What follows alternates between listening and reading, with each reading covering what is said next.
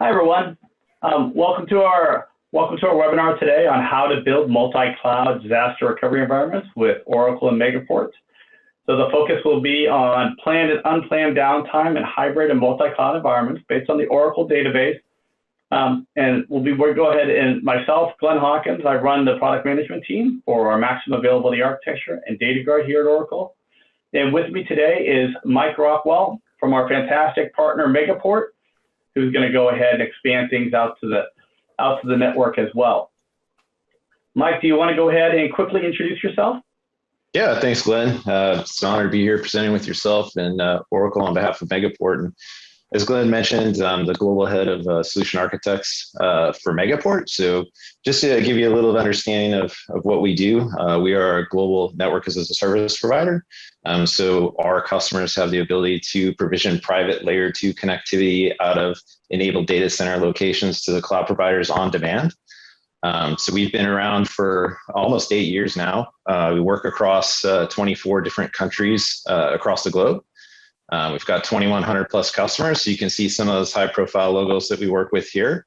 One of the things that makes us unique is we are a neutral offering. So we're data center neutral, we're carrier neutral, we're cloud provider neutral.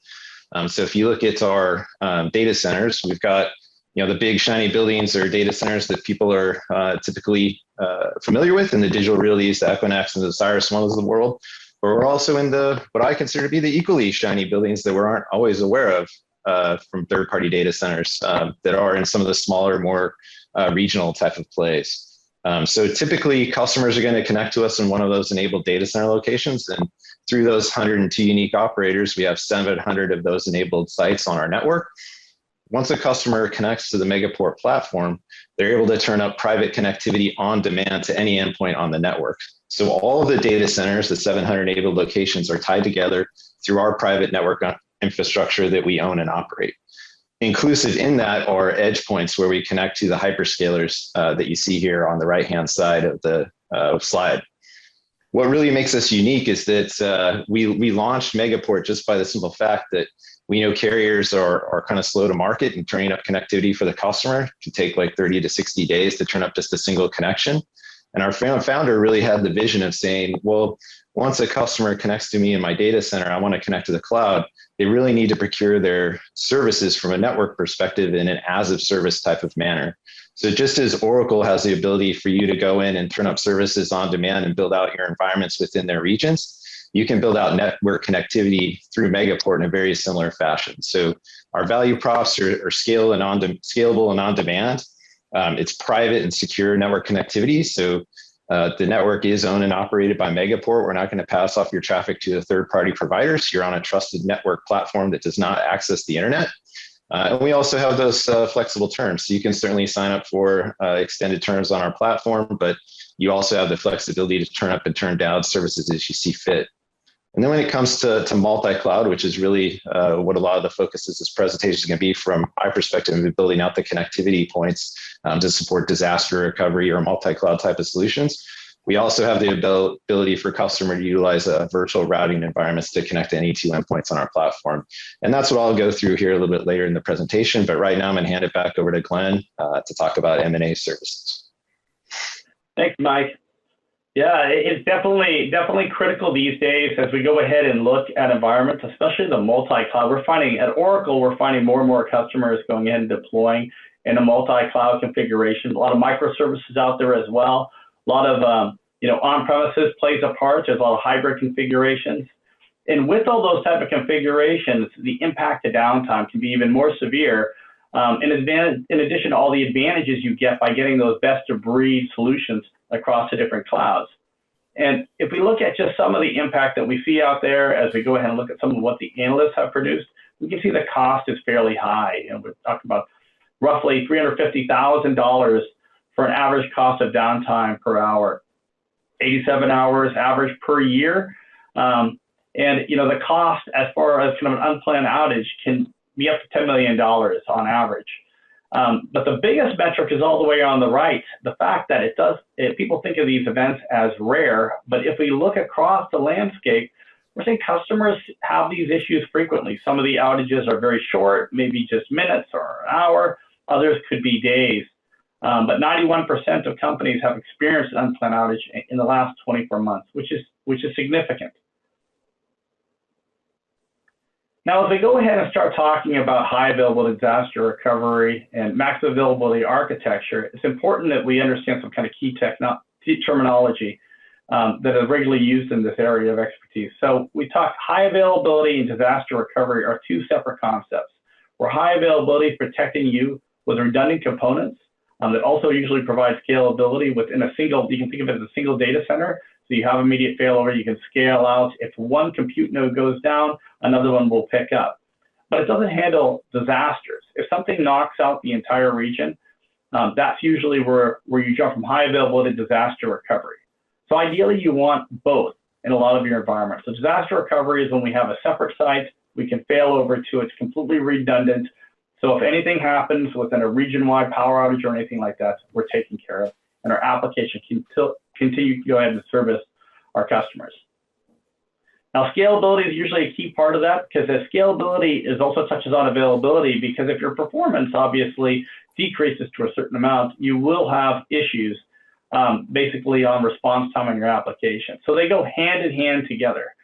And then we have maintenance events, rolling patching, upgrades, all these type of events. And usually we talk in the terms of high availability as rolling, right? Because the idea is to go ahead and keep our application up and running, minimize the downtime.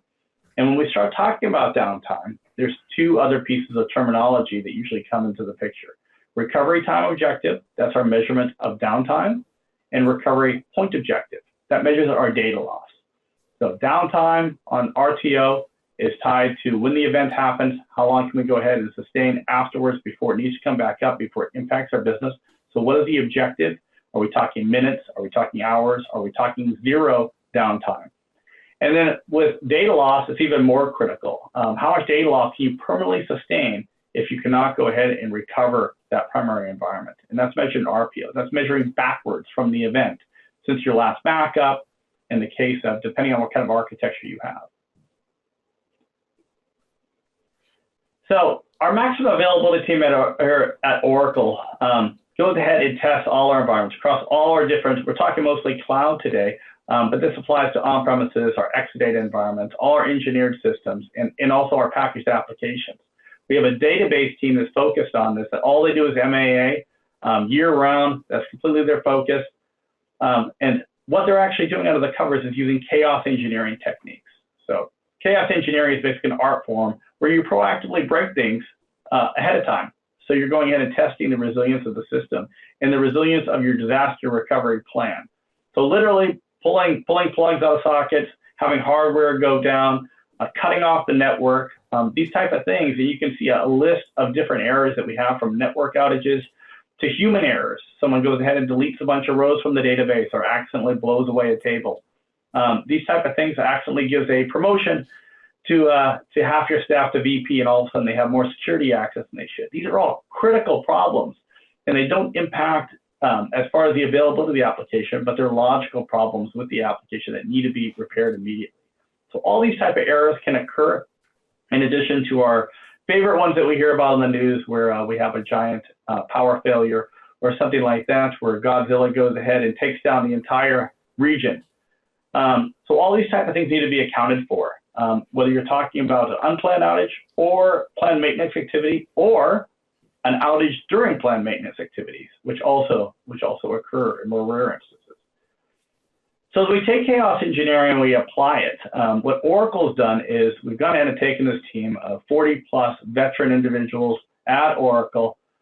They've been working with customers for 20+ years to go ahead and build up customer insights, expert recommendations, and taking those chaos engineering techniques and constantly testing them on all our platforms. Ever evolving, technology changes, new use cases come up. Multi-cloud has obviously introduced a new area that we have to go ahead and do chaos engineering techniques as well to go ahead and test.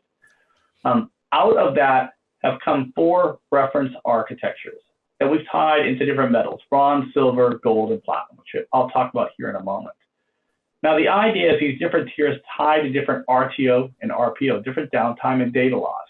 And the idea isn't to get all your applications to platinum. The idea is to map your application, your needs of your application, your SLAs, your RTO, your RPO to the appropriate tier. And then we have reference architectures tied to that. Now, these reference architectures, as we go over to the right-hand side of this diagram, are tied to 4 different categories: continuous availability, data protection, active replication, and scale out. And we see some of our favorite Oracle technologies like RAC and Active Data Guard, Golden Gate, Flashback, GDS, app continuity, interspersed in these. These are just a sampling of some of the technologies here. They're all integrated together, and a lot of them go ahead and overlap across different categories. So these different technologies, along with the configuration and operational best practices that we have in our documentation, which we just rolled out an update to recently, our different papers, our presentations, our videos on the subject, which you can find out there, all go ahead and tie into MAA. So MAA is the technologies plus all the best practices associated with them. And then, of course, you have your deployment of choice. You can go in our generic systems, engineered systems, Exadata within your own data center, or as you move into our cloud options like DBCS, XSCC, or Cloud at Customer, and all the way up to autonomous. As we go from left to right here, Oracle is doing more of that configuration. More of those MAA best practices are being done for you and being maintained, and we handle the maintenance of the database. Up to autonomous, basically, you can go ahead and just focus on your application, being connected up to it, and we'll take care of the entire infrastructure for you. Not only that, but autonomous, for example, also runs on top of Exadata. So you get all the additional benefits from a hardware perspective, all the redundancy capabilities that we have out there for power failures and so forth, built into the actual system itself. So we go ahead and take those different tiers and we look at the different applications that might fit into it. This is just kind of a sampling of where you might go. From a bronze perspective, we're usually talking dev, test, your maybe less critical production applications that are internal. So those would fall into it. At the heart of this, we're talking about RMAN, we're talking about backups, it's single instance, we have Oracle Restart and a bunch of other features, which I'll talk about here in a little more detail in a moment. As we move to silver, the first thing we'll notice is that we're building on top of bronze. So now we have clustering into it, we're talking about production, departmental. A lot of our customers are built onto this that require high availability, but they may not necessarily require disaster recovery beyond a backup and restore capability. And we have app continuity here as well. I'll talk about both those technologies in a bit more detail here in a moment. But first, let's go to talk about gold. So once again, it's a hierarchy. We're going ahead and building on it. So we have our high availability capabilities in silver, and now we're going to add disaster recovery with gold. So we have Active Data Guard in there, which provides us with all the capabilities of regular Data Guard, plus a lot more data protection like automatic block repair. We have app continuity built to that level as well, which I'll talk about once again for both silver with RAC and with Active Data Guard. And then finally, on the platinum side, for those that require a 0 RTO, 0 RPO for planned maintenance, for unexpected outages, platinum is where you go. And that's our highest level. We have Golden Gate in the picture, and we also have edition-based redefinition, which provides, you can actually do application upgrades using our edition technology without taking any downtime. So all these technologies, once again, come with a best practice associated with them, and things like fast start failover, having multiple standbys, having a local standby, and having a remote standby. We have all these recommendations that you find in MAA that tie into this. And once again, all these configurations are heavily, heavily tested with chaos engineering techniques as well. So let's go ahead and take a look at some of these. So we'll start with kind of the bronze, where we have a single instance protection, right? This is kind of your default where a lot of our customers go ahead and start. It's single instance, you have your apps protection, you have automatic restart built into it. We have clusterware in there. We have our online reorganization feature, which is also known as DBMS redefinition, where you can go ahead and make changes to tables live without taking any downtime. You can go ahead and add columns and so forth. There is some pausing that tends to happen in there, which we can talk about here in a moment. That's where full Golden Gate would come into the picture as far as doing these type of updates, or EVR. But online reorganization is your key to going ahead and doing simple type of updates, simple changes to your tables without taking that downtime. From a resource management perspective, multi-tenant is a key part of the Oracle architecture. In 20C onwards, everybody is running multi-tenant. So you will have at least one PDB running inside what we call a container database, a CDB. They provide a lot of isolation. It's very easy to go ahead and consolidate. You can manage many as one, and you have the ability to go ahead and easily clone, to go ahead and set test environments, and do upgrades just by going ahead and moving a PDB to a new container database that would be upgraded to the new version. So a lot of advantages to multi-tenant that's built in there. Everybody will have it from 20C onwards. We recommend if you're going to 19C is a great time to get on the multi-tenant if you haven't already. And you get 3 PDBs, by the way, by default with the Oracle database, and you can get additional ones with our multi-tenant option. Flashback is our rewind button. I won't go into detail on this beyond saying that it's very unique and that you can go ahead and rewind data. This is where if somebody goes ahead and deletes the whole table, deletes a bunch of rows, goes ahead and gives everyone a promotion accidentally to VP, you can go ahead and rewind it very quickly. Oracle is very unique, and you can do it at the database level, the table level, or even the transaction level. These are technologies, we don't even talk about them that often, that are just built in there, very mature technologies built into the Oracle database. And finally, as I mentioned, RMAN is at the core of this from an RPO perspective, from a data loss. So if we look at the little outage matrix there, we can see what the expectation would be. From a planned maintenance, getting 0 as far as the RPO side with all our planned maintenance activities, but we might experience minutes to hours on the actual downtime from an RTO perspective. Similar story with upgrades. They obviously take a little bit longer than a patch. And then as from a recoverable failure, where you've gone ahead and just had the database go down, you need to bring it back up again, you would get 0 data loss there, but we might be talking minutes to hours to go ahead and bring it up, and you may need to go ahead and restore it. So unrecoverable failures, where you're going from RMAN, you're restoring a whole different environment, can take significantly long period of time, and you've only go ahead and preserved your data up to your last backup. Obviously, anything since your last backup in this situation would be lost. So that's our bronze in a nutshell. Now keep in mind that this is the building blocks for everything else. So this bronze provides the underlying capabilities that we're going to see in our silver, gold, and platinum.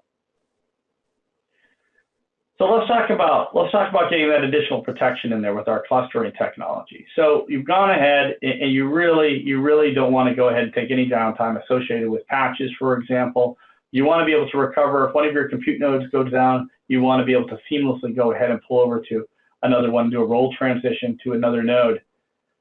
You can do that. Rack is at the core of this. This is our silver tier MA architecture. This is where we start with XSCS. Exadata by default, Rack is always there. And of course, Autonomous is going ahead and utilizing Rack under the covers. So this will protect you from any node failure, 0 downtime. You can go ahead and apply a security patch, for example. It will do so in a rolling fashion across those nodes, so you don't take any downtime. And then you have an amazing amount of scalability just by going ahead and adding additional nodes to the Rack cluster. So we can see in our outage matrix, now our planned maintenance is 0 RPO and 0 RTO associated with that. That means that we can go ahead and apply patches very easily. The upgrade situation is exactly the same as it was before. We'll talk about that a little bit more in gold, how we can go ahead and reduce that. But if you take the whole cluster down, if you're upgrading the cluster, it will be the same as a single instance. But for recoverable failure, if one of those nodes go down, we're rolling over to another, we're talking about seconds, or potentially 0 with our app continuity feature. So app continuity, what it does is all the capabilities of Rack on the role transition for your committed transactions, it goes ahead and applies that also to your in-flight transactions. Those in-flight transactions that have not been committed yet will not fail if you follow application continuity, which is just, there's no changes to your application. It's just making sure you're using the correct driver and have the correct connection string, and the rest of it's built into the Oracle database. It will automatically replay the transactions on another Rack node. And from the experience of the application, it'll just go ahead and it'll be a small brownout, maybe a performance hit, maybe seconds as it goes ahead and rolls over. So essentially, really, you get 0 downtime associated with that using app continuity. It will also drain in a planned maintenance setup. You will also go ahead and it will drain those transactions, those sessions, and go ahead and replay them if it reaches drain timeout on the other node. So it seamlessly goes ahead and takes care of that. It's 100% built into Rack, and it's one of our key features. We have a checklist on ensuring your application can be configured against it, and it's not just for Java. It's for whatever platform. If you're using .NET, Node.js, Python, you can go ahead and take advantage of this technology. We'll talk about app continuity again as we move into gold, but it's the critical piece to go ahead and get that recoverable failure from seconds to zero from the perspective of the application. And it's also key for your developers not to have to code and do all the error handling to deal with in-flight transactions failing that could have just been replayed with app continuity. Last but not least, with the Exadata platform that you have with XSES and Autonomous, you get a ton of different scalability, data protection, quality of service, all built into the database. We have an Exadata MAA presentation and a bunch of different papers that walk through all the benefits of what Exadata provides under the covers from a hardware perspective, tied in with all our software database MAA capabilities that we have built. So also an optional piece here of the silver piece, but always present on XSES, XSCC in our Autonomous database. So that's silver in a nutshell. Now we get to gold. So the majority of our customers for critical applications are using gold, meaning they have a remote site set up. So you have your local site, and now we have a remote site set up as well. Active Data Guard is at the core of this. It's handling replication between my primary and my standbys. So it uses a redo replication. It doesn't use storage replication. So it only copies over the redo. So it doesn't have any chance of copying corruption over from the disk, which you would get with storage replication. For example, someone deletes a file on the system in a storage replication situation. If you're using remote mirroring, it will copy over and delete that file from all your standbys as well. That cannot happen with Active Data Guard. Everything's happening. It's just a redo. A ton of validation and ton of corruption protection is built into it by default, and it even has automatic block repair with Active Data Guard as opposed to Data Guard.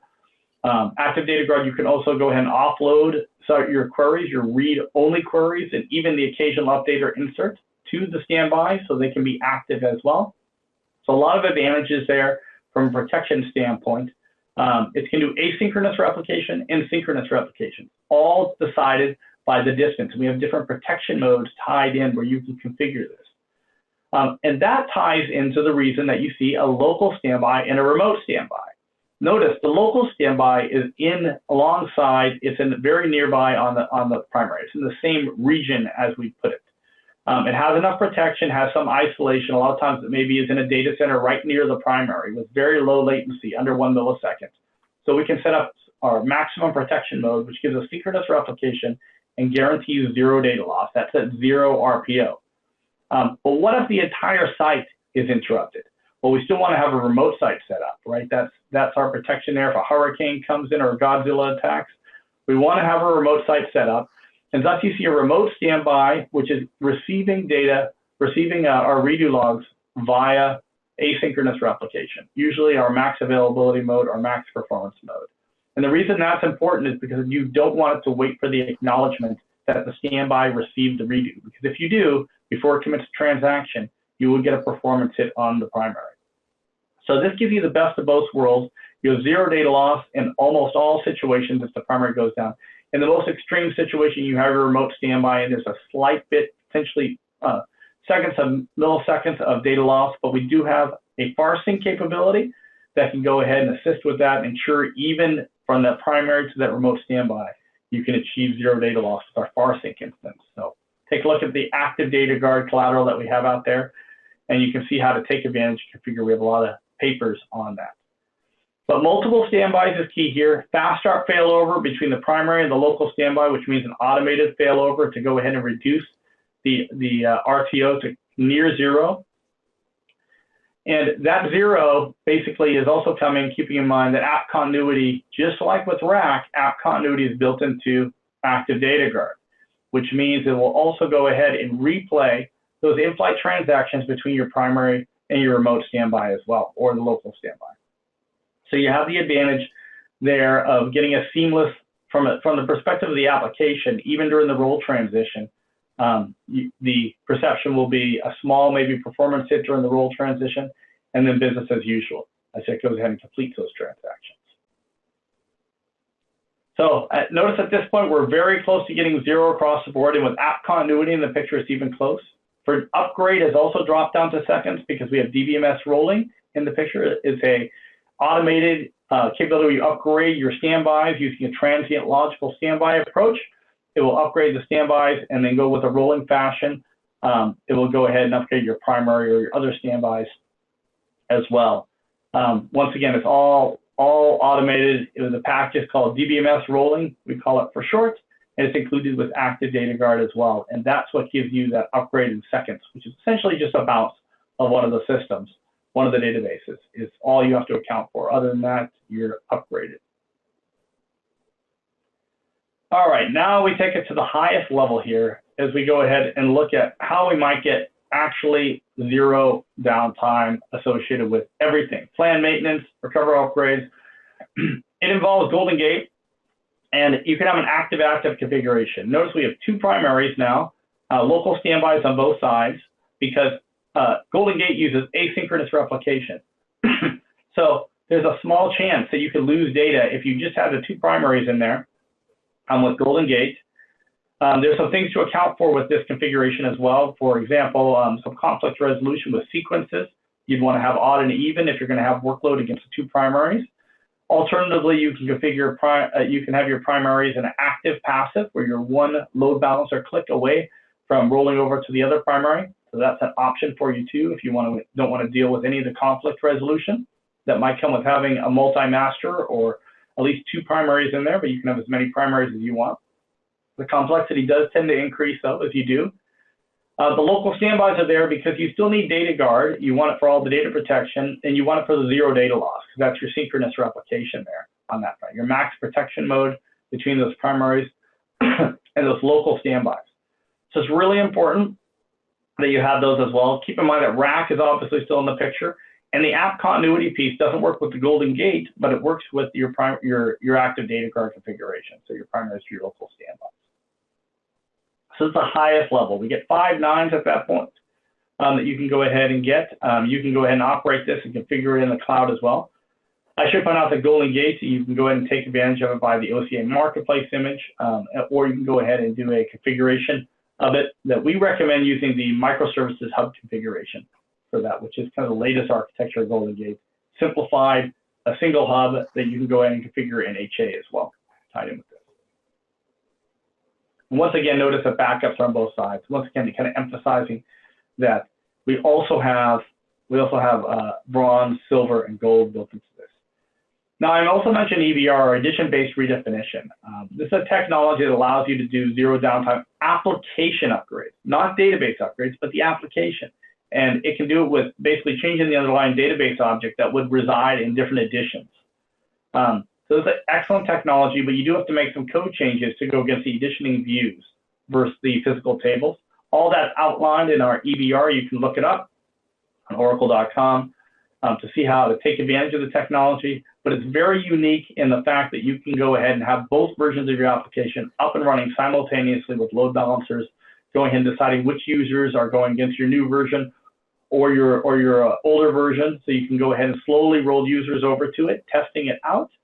And then we have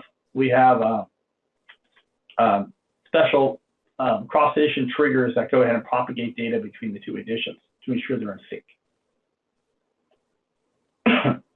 And finally, we have sharding as well. So sharding is a vertical, or should I say horizontal partitioning.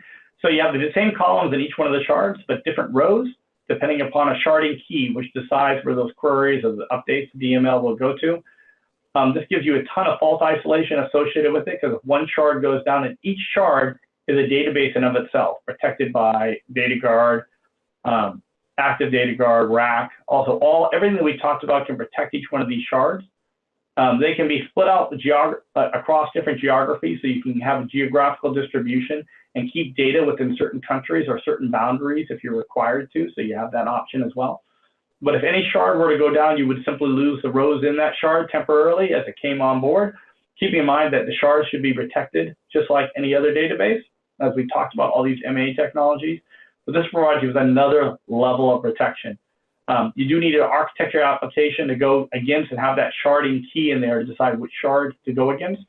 But once you've gone ahead and you've implemented that, this technology will go ahead and allow you to scale to an incredible level. And we have some of our highest workload customers have their applications, most critical applications, taking advantage of sharding today on that front.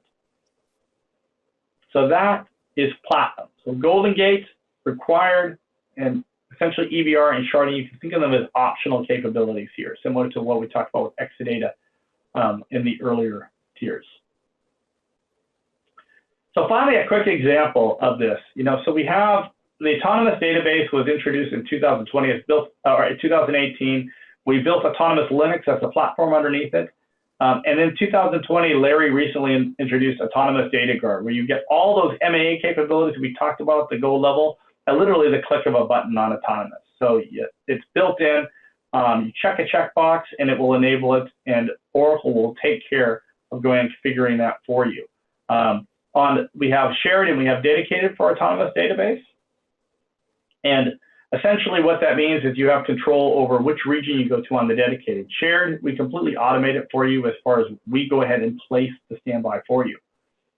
But if we go ahead and crack shell look at Autonomous Database and the features that are built into it, by default, fully automated, our man's in there, we set up the backups for you, we have a schedule for you, we're in charge of going in and taking care of that. So we have it in there, one copy to three-way mirrored object storage, fully protected from a backup perspective. We have rack built into the covers, providing all those high availability capabilities we talked about. And then we have Autonomous Database, right? And on dedicated, it has all the active data guard features as well. So you can offload your read-only queries as well, or use CML redirect to even do the occasional insert or update. So your reporting applications can use the standbys as well. And then if you want to use Golden Gate with Autonomous Database, it's manual. You would configure and set up Golden Gate or use our OCI Marketplace image. But you can go ahead and utilize it here, taking this up to a Platinum tier level as well. So out of the box, we have Silver and Gold, and you can go ahead and implement Platinum. Notice our Gold outage matrix kind of ties in with this. You can see the way we do it. Plan, maintenance, upgrade, we take care of it for you entirely. You can see the recoverable failures, and we will do a automatic failover for you, especially on Autonomous Database Share. We will do it as long as we can ensure no data loss. If there's any chance of data loss, we allow you to go ahead and have control over that and click the button. And you can see the unrecoverable failures as well. The whole region goes down. We have cross-regional protection here with Autonomous Data Guard, and we can bring you up in a new region as well on that front. So now this is looking at the database. Now as we talked about multi-cloud, how can we go ahead and extend this out to a multi-cloud? If you have your app tier running in a different cloud, if you're running on-premise, how can you go ahead and expand it? And that's where Megaport comes in the picture. So Mike, can you give us some examples and talk about how Megaport helps on that front? Yeah, thank you, Glenn. And chaos engineering, I love that term. I think it's, we all like chaos once in a while, but I don't think really anybody enjoys a chaos in an unplanned outage type of situation. As your team's kind of evaluating all those different levels that a customer could procure, is that something that you take them through? Kind of what would their chaos be in certain instances? Yes, I mean, the different chaos that we go ahead and focus on is just all the different examples that we talked about, right? Whether it could be corruption, or it could be a failure, or it could go the entire instance go down, or some kind of data loss or performance problem. So yes, no one wants chaos in their data center. The only way to test for it, though, is to cause chaos ahead of time. So it's kind of an ironic term, chaos engineering, to go ahead and give peace of mind, basically. It is, isn't it? It feels good to know what you don't know ahead of time, I think, right? Well, appreciate that, and great presentation. So kind of to build on what Glenn had talked about before in building out high availability type architectures, from a multi-cloud and hybrid cloud perspective, our focus is building on that connectivity from the customer's private environment or their data center to the environments that they build on in the cloud. And that's really what Megaport's bread and butter is all about. And I'll talk you through here a few key points of what we review with our customers when we're building out their hybrid and multi-cloud strategies.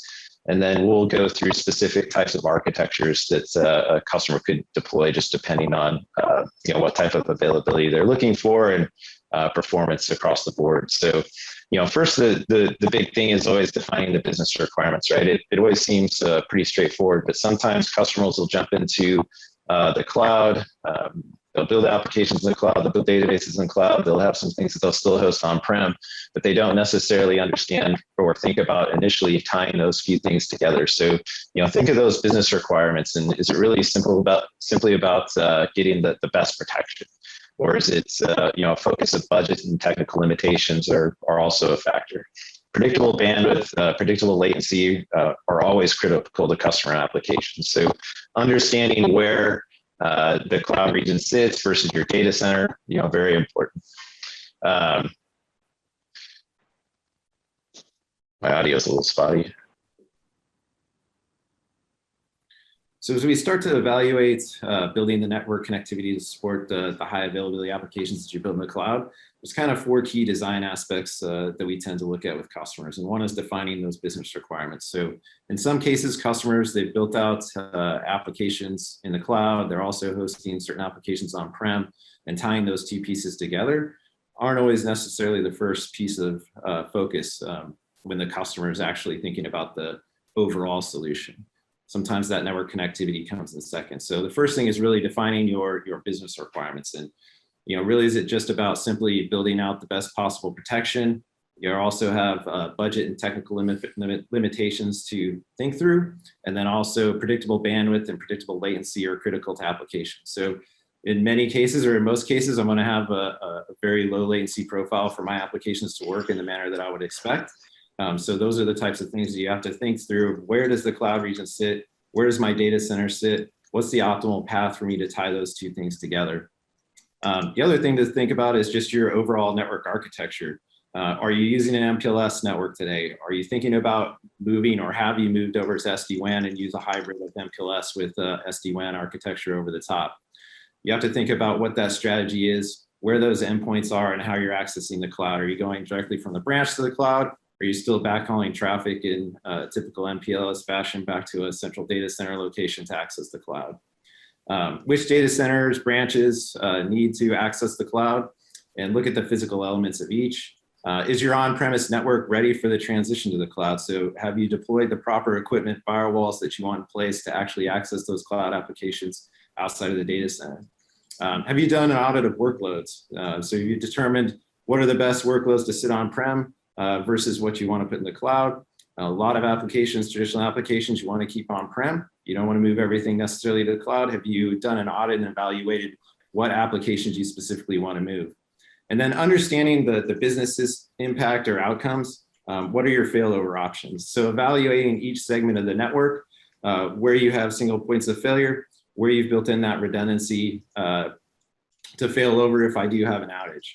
And then what's the impact of poor performance or higher latency of the connection? So even if I've maybe built in a secondary connection as an example, I have a primary connection that I route on 99% of the time, but when that connection fails and I route over to a secondary connection, I need to understand what that latency profile is and what changes will happen to my network.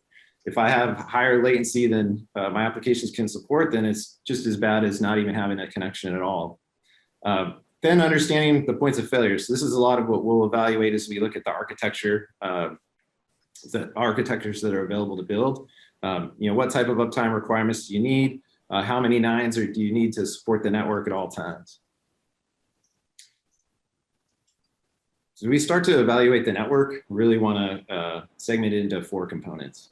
So first is to look at the data center. What connectivity, how am I going to set up the connection within the data center? Then we need to look at the cloud provider edge. So with Oracle and the Fast Connect being their private connectivity model, in any edge location, they're going to have 2 different edge routers that a customer can connect to. So typically, you're going to want to evaluate how many connections you want to set up at the edge and what edge locations you're ultimately going to connect to. Then you're going to have to look at the transport that's provided from the data center into the cloud. So this is really where a company like Megaport comes into play, and that we're providing that transporter connectivity from the data center once the customer is connected to our network, all the way to the cloud provider edge, or in this case, the Oracle Fast Connect, the Fast Connect edge of the private network for Oracle. So we're setting up that private layer 2 connection in a pseudo-wire point-to-point connection to the cloud provider edge. Once it hits the edge of the cloud provider network, then there's also a distance that it'll travel to actually reach the cloud region where they've deployed their resources. Once we've built out the customer's built out the private connectivity from the edge of their network all the way into the cloud region. They'll set up a BGP peering relationship and set up the routing across the network as they would see fit. So there's really the four components. It's the data center, it's the edge of the cloud provider network, it's the transport in between the data center and the cloud provider edge, and then the transport all the way into the cloud provider region. You have to take all of that into account when you start to think about setting up your private network connectivity or the network connectivity from your private network into the region. So if we break it down and we look just specifically at the data center side of it, where am I building those physical connections? So every single physical connection that I set up would be a single point of failure. So if I'm just simply cross-connecting the edge of my network to a service provider to ultimately reach the cloud, that's going to be a single point of failure. So you need to think about the egress points on your network, where that traffic is going to egress your network to access the cloud. So typically with customers that we're working with, they're almost 100% of the time going to set up multiple connections. They may choose to do that within one physical data center presence, where in Megaport terms, we have a red zone and a blue diversity zone. And that just simply means that I'm setting up connectivity to two physically diverse pieces of equipment that are isolated from one another. So if there is an outage in blue zone, I wouldn't see an outage in red zone, whether that's an optic failure or even potentially a device failure or a backhaul on a network failure. I'm still going to have a path. If blue zone fails, I'm still going to have a path out of the red zone. The other way that they're typically going to do that is building it through two separate data centers on the platform. So they'll physically build out the connectivity at the edge through data center number one. They'll also physically build out the connectivity at the edge of data center two, and then they'll route their traffically appropriately just based on the users who are accessing the cloud applications based on the data center. But they're always going to want to have two physical connections into the service provider network, which is ultimately two connections into the cloud provider network. Now, if we look at Oracle and Fast Connect as the partner here today, Fast Connect offers a 99.9% SLA. So what that means is if I'm a Oracle customer and I want to set up Fast Connect and I want to get this SLA, I need to determine which two locations I want to connect to at the Oracle edge. So when I'm thinking about Oracle, first, I'm going to figure out where my application sits. So which regions I've built out those applications. So maybe I'm in US East or Ashburn region with Oracle. I need to determine which edge data centers I can connect to that region through the Oracle network. So either I'm going to sit in a data center where the Oracle edge sits. Most likely my data center or the edge of my network doesn't sit within the data center that the Oracle edge sits. So I have to build that connectivity out. But really the first piece is figuring out where I can ultimately connect to the edge of the Oracle network. If I set up a single connection, then I'm going to have a single point of failure on the router, physical connection to the Oracle edge. So typically customers are going to want to set up two connections. With those two connections, if they set up two connections or two fast connects, they do get a 99.9% SLA with that setup. So first you want to look at the data center, building out multiple connections for high availability and building in that diversity.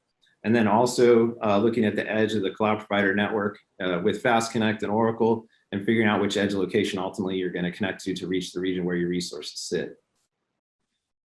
So if we look at where the edge of the Oracle network is in terms of Megaport, so we're in the majority of the edge locations with OCI. If I'm going to connect to the Ashburn region, I have to build out my network. I have to think through evaluating my network and connecting in one of these three locations. So if I'm in the Chicago area, I'm probably going to want to set up a connection directly in Chicago. If I'm in, say, Atlanta, I'm going to build a connection from my data center up to the Ashburn edge of the Ashburn, one of the core site data center, or potentially the Equinix data center to reach that Ashburn region. And then the same with each region. So I would have to evaluate the edge locations that I ultimately want to connect to reach the region where my resources sit. If we look at this on the whole, each component, in this particular drawing, we're just bringing it all together. So I'm building a physical connection out of my data center edge or off my private network in two different locations. I've selected two different edge locations on the Oracle network that I'm connecting to, and then I'm building that transport in between through a service provider. So if you think about this in terms of Megaport and our relationship with Fast Connect, We've built out in 700 enabled data centers across the globe. And we've also built out this physical infrastructure at the edge with Oracle. So we've managed to build out all of that. That's really nothing you have to think about or take into consideration building that underlying infrastructure. You just simply need to decide which data centers you want to cross to and physically connect to the Megaport network. Once you've set up that connection, then you can build what we term as a virtual cross connect or a logical connection, which is a transparent pseudo-wire Ethernet connection to the Oracle cloud. Once that connection is set up, we have an automated process with Oracle that will instantly activate your fast connect. So overall, if I want to set up a connection once I'm physically connected in each of these locations to Megaport, I could build the transport from that data center all the way through the Oracle edge, ultimately to reach a dynamic routing gateway that sits within my VCN environment in Oracle Cloud, literally in about 5 minutes or so.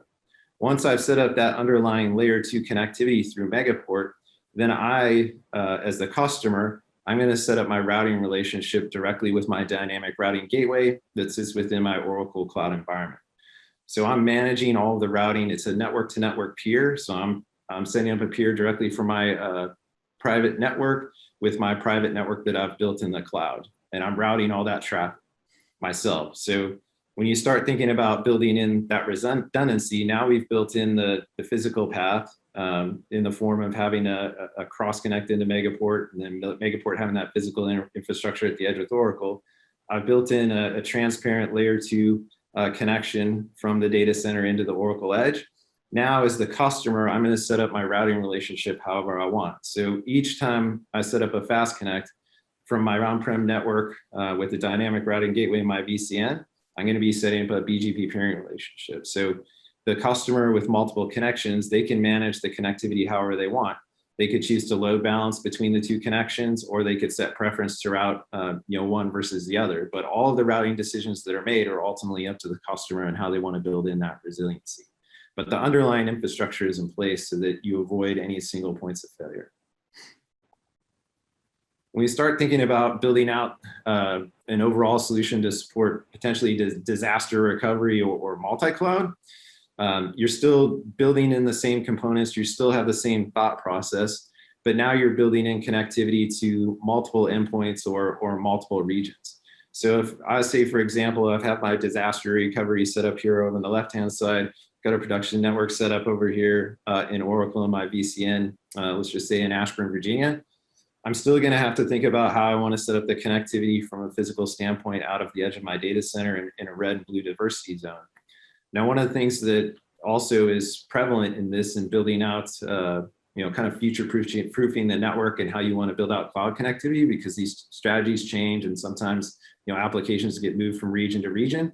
You want to build it out through a software-defined networking platform like we support here at Megaport, because it gives you really unlimited options to build out these hybrid and multi-cloud solutions in a high availability type of manner. So while I've already built out the connections here to Oracle via Fast Connect, I can now simply build another logical connection on a trunk that I've set up into the Megaport network to another cloud provider network and set up similar underlying physical infrastructure and similar peering relationships with another cloud provider or another Oracle region potentially. One of the other things that we see with customers that has become really relevant is multi-cloud scenarios where maybe customers have applications in one cloud or databases in a secondary cloud. They want to keep those routing decisions close to the edge for the application performance. They need a low latency, high bandwidth, predictable path between their 2 cloud environments.